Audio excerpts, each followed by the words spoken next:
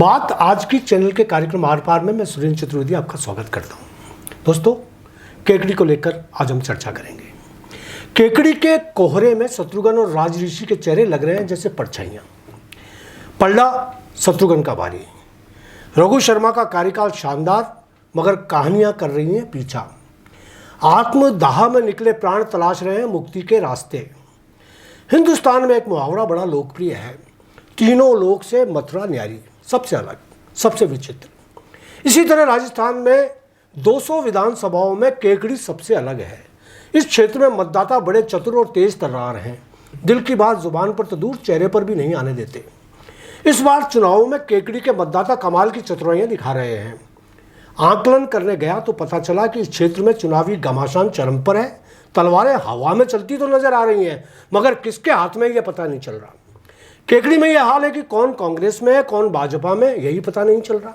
कल तक जिसे मैं राज ऋषि रघु शर्मा का पिट्ठू समझ रहा था, वह शत्रुघ्न गौतम की स्तुति कर रहा है।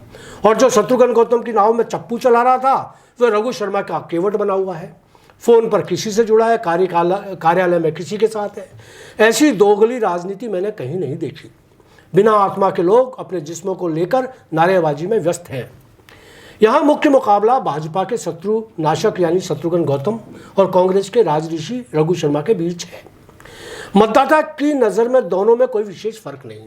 एक किसी मामले में महान है तो दूसरा किसी और मामले में। दोनों की रामकथाएं केकड़ी में बड़े सम्मान से सुनाई जा रही हैं। पिछले दिनों योगी आदित्यनाथ केकड़ी आए तो उन्होंने गुंडा राज पर बड़े बड़े तंज कसे। मुझे तो समझ में नहीं आया कि वह उत्तर प्रदेश के गुंडों के लिए बोल रहे हैं या केकड़ी के। मंच क्योंकि भाजपा का था और शत्रुघ्न गौतम के लिए सजाया गया था, इसलिए लगा कि योगी जी का हमला डॉक्टर रघु शर्मा पर है। जिस गुंडा राज से वे केकड़ी को मुक्ति दिलाना चाह रहे थे, वह गुंडे शायद रघु द्वारा पाले हुए हैं। कौन है? उन्होंने क्या गुंडागिर्दी की? आम मतदाता को उन्होंने किस तरह प्रताड़ित किया? यह बात योगी जी को भी शायद पता नहीं होगी। शायद वे जहाँ जाते हैं इसी तरह के जुमले इसी अंदाज में सुनाते हैं। भारत में अयोध्या में भी अपराधी और गुंडे होंगे, वहाँ भी केकड़ी से बेहतर मतदाता होंगे। खैर, आकलन मुझे यह करना था कि चुनाव कौन जीत रहा है। कहानियां तो सबकी एक जैसी हैं। जहां तक डॉक्टर रघु शर्मा का सवाल है, उन्होंने केकड़ी के विकास में कोई कमी नहीं छोड़ी, ऐतिहासिक विकास किया। आंकड़ों की भाषा में कहूं तो उन्होंने करोड़ों का बजट केकड़ी के विभिन्न योजनाओं में लगवा दिया।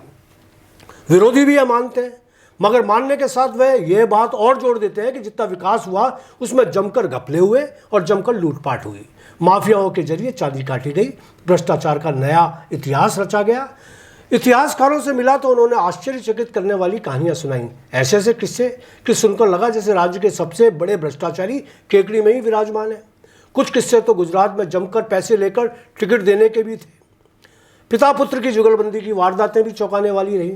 अशोक नाम के किसी युवक द्वारा आत्मदाह किए जाने से लेकर व्यापारियों के यहाँ छापे मारने तक की घटनाओं से परिचित करवाया गया। मित्रों, चुनाव शायद होते ही इसी प्रणाली से है। नेताओं की जन्मपत्रियां ज्योतिषी नहीं बनाते, जनता बनाती है। कितने सच में कितना झूठ मिला दिया जाता है पता नहीं चलता। रघु शर्मा को लेकर जो कुछ बताया गया उसे सुनने में मेरी जरा भी रुचि नहीं थी। मुझे तो जानना था कि चुनाव में वे जीतेंगे या हार जाएंगे। इस सवाल का मैंने जातीय समीकरण जाना तो पता चला कि दोनों ब्राह्मण देवताओं को लेकर भारी असमंजस बना हुआ है। भाजपा में वैश्य समाज की नाराजगी शुरुआती दौर से ही बहुत ही गहरी थी। मुख्य दावेदारों ने यह अंडरस्टैंडिंग कर ली थी कि टिकट हम पांचों में से किसी भी को भी मिले साथ देंगे, मगर शत्रुघ्न गौतम को मिला तो साथ नहीं देंगे। टिकट पहली लिस्ट में ही सबसे पहले शत्रुघ्न को ही मिल गया। कुछ समय तक तो बाबेला मचा। डॉक्टर रघु शर्मा ने इसका पूरा फायदा उठाया। उन्होंने नाराज नेताओं से मिलकर अपने शत्रुघ्न को छठी का दूध याद दिलाने का प्रयास किया। रघु शर्मा के घोर विरोधी और उनसे प्रताड़ित अनिल मित्तल तो खामोश होकर अपने व्यापार में जुट गए, मगर राजेंद्र विनायका पर उन्होंने डोरे डालने शुरू कर दिए।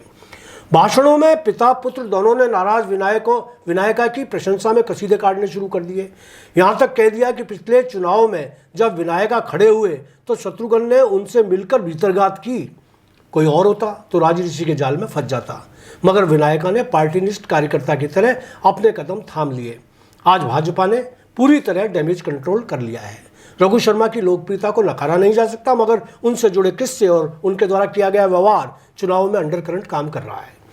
टक्कर यदि भी कांटे की है, मगर आज की तारीख में शत्रुघ्न गौतम राज ऋषि पर भारी पड़ रहे हैं।